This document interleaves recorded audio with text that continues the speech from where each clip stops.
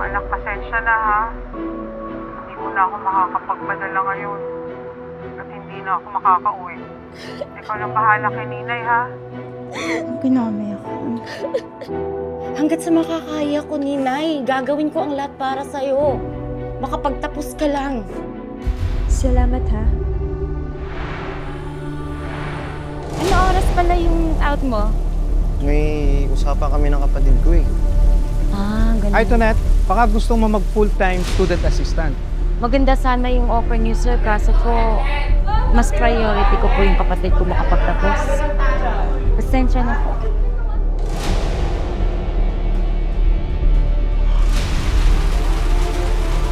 Ate, ang hirap sa akin. Sana naman naiintindihan mo yung nararamdaman ko. Hindi lagi si Mama iniintindi mo.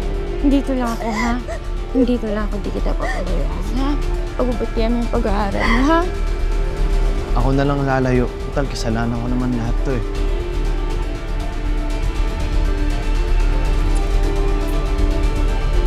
Anong ibig sabihin ito?